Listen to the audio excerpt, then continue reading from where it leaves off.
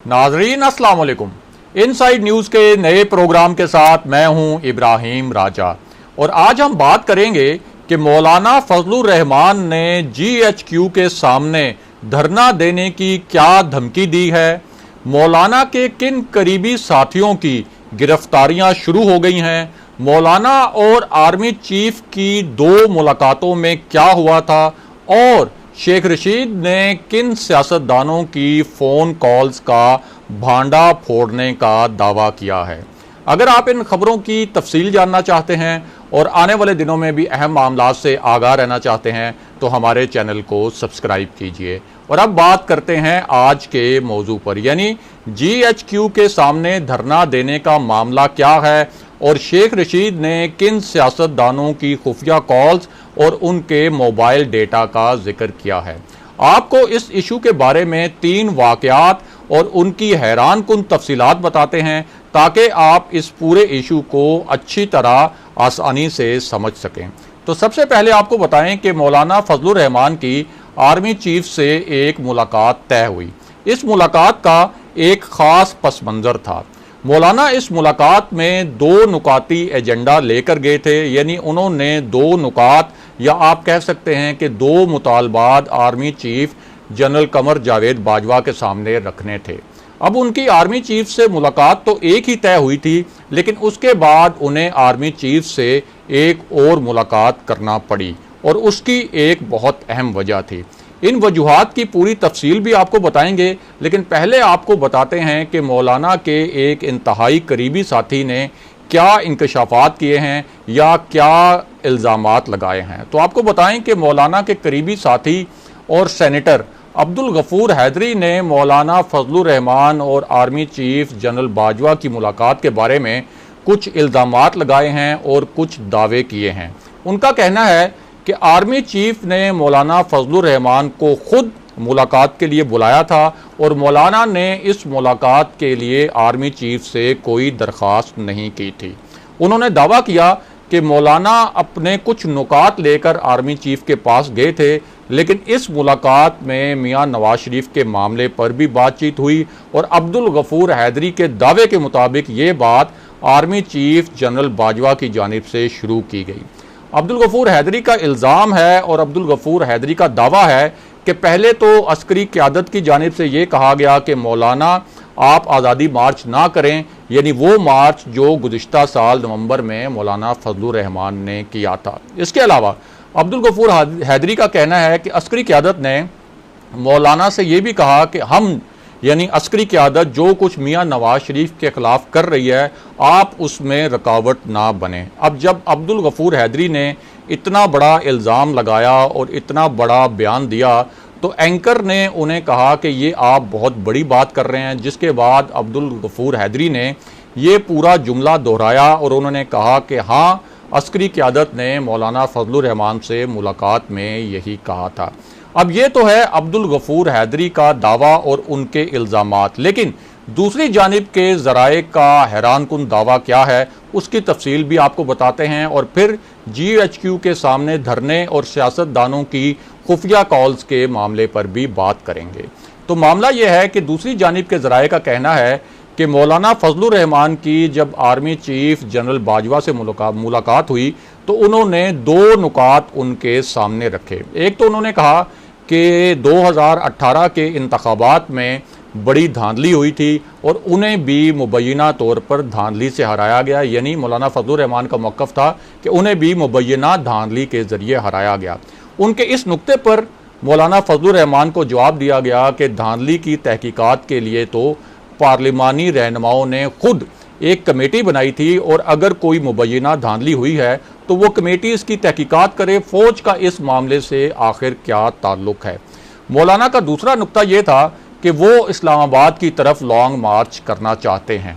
इस पर मौलाना को जवाब दिया गया कि वो लॉन्ग मार्च करना चाहते हैं तो करें, सियासी जमात का हक होता है, हर सियासी जमात का हक है कि वो एहतजाज करे, लेकिन रेड जोन में जाना या वहाँ कोई ऐसी सूरत हाल पैदा करना जिससे मुल्क में अनारकी फैले, अफरा तफरी फैले, बदअमनी फैले या फसाद फैले, उसकी इजाज़त नहीं दी जाएगी। अब ये जो दोनों जवाबात थे ये मौलाना के लिए बहुत मायूस कुन थे और उसके बाद मामले में एक और ड्रामाई मोड़ आ गया, उसके मुतल्लिक भी आपको आगाह करेंगे।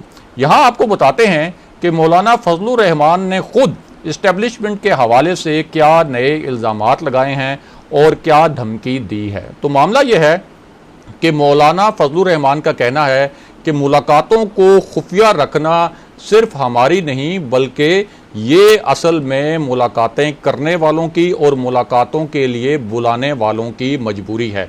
यानी उनका मतलब यह है कि इन मुलाकातों को खुफिया रखना सियासतदानों की मजबूरी नहीं बल्कि फ़ौज की मजबूरी है।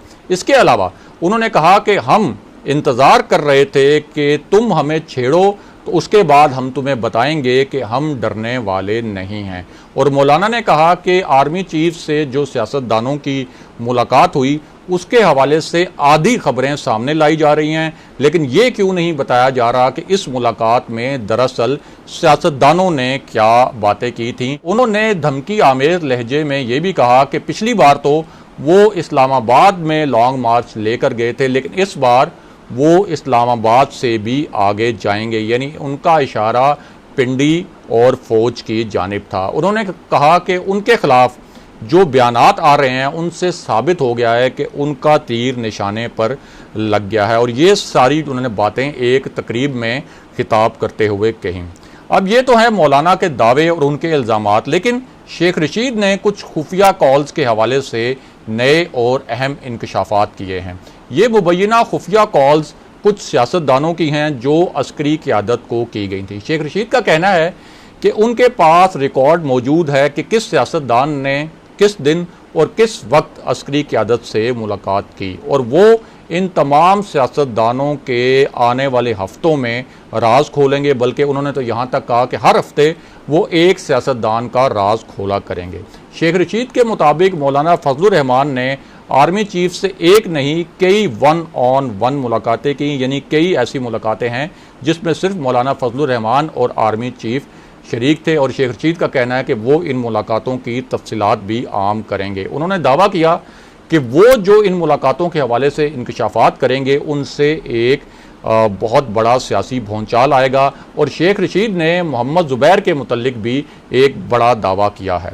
शेख रशीद का कहना है कि मुस्लिम लीग नून के रहनुमा मोहम्मद ज़ुबैर, जिन्होंने हाल ही में आर्मी चीफ जनरल बाजवा से 2 मुलाकातें की थी, शेख रशीद का दावा यह है कि मोहम्मद ज़ुबैर इन 2 मुलाकातों से पहले पिछले 36 साल में जनरल बाजवा से उनकी मुलाकात नहीं हुई थी।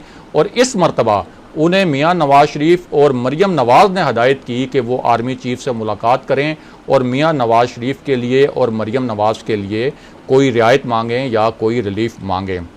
शेख रशीद ने कहा कि इन्हीं दोनों की हदायत पर, यानी मियां नवाज शरीफ और मरियम नवाज़ की हदायत पर ही मोहम्मद ज़ुबैर ने आर्मी चीफ से मुलाकात की दरख्वास्त की। उसके बाद ये दोनों मुलाकातें हुई। उन्होंने ये सवाल भी उठाया कि अगर मोहम्मद ज़ुबैर ने आर्मी चीफ से मियां नवाज शरीफ और मरियम नवाज़ के मामले पर बात नहीं करनी थी तो उन्हें आर्मी चीफ से आखिर 2 हफ्तों में लगातार 2 मुलाकातें करने की क्या ज़रूरत पेश आई। दूसरी जानिब मौलाना फजलुर रहमान के बेटे ने एक बहुत बड़ी धमकी दी है और उनका कहना है कि इसे एक वार्निंग के तौर पर लिया जाए। और ये धमकी मौलाना की नैब में पेशी के मुतल्लिक है। उनका कहना है कि अगर मौलाना फजलुर रहमान को नैब में पेशी पर मजबूर किया गया तो फिर नैब के दफ्तर JUI के लाखों कारकुन जाएंगे और नैब को लाखों कारकुनों की मेज़बानी के लिए, उनकी पेशी के लिए तैयार रहना चाहिए। यानी उन्होंने ये अंदिया दिया है कि अगर मौलाना फजलुर रहमान नैब के ऑफिस जाते हैं जैसे उनको बुलाया गया है तो फिर बहुत बड़ी तादाद में JUI के जो अरकान हैं वो भी नैब के दफ्तर जाएंगे। और जाहिर है कि अगर बहुत बड़ी तादाद में JUI के कारकुन नैब के दफ्तर गए तो वहाँ पे एक महाज आराई का और एक बदअमनी का माहौल भी पैदा हो सकता है, जिससे पूरी सियासत जो है और पूरा सियासी माहौल जो है वो भी अफेक्ट हो सकता है। दूसरी जानिब इस पूरी सूरत हाल में मौलाना फजलुर रहमान के एक करीबी साथी मूसा खान को गिरफ़्तार कर लिया गया है। और मूसा खान के बारे में ये बताया गया है कि उन पर आमदन से ज़ायद असासों का इल्ज़ाम था और नैब ने उनसे उनके असासों के मुतल्लिक और उनके जो असासों के ज़राए हैं उसके मुतल्लिक तहरीरी जवाब भी मांगा था और उनको गिरफ़्तार करके एहतसाब अदालत से उनका बाकायदा रिमांड भी ले लिया गया है। नाज़रीन, आज के प्रोग्राम के लिए बस इतना ही। अगले प्रोग्राम तक के लिए खुदा हाफिज़।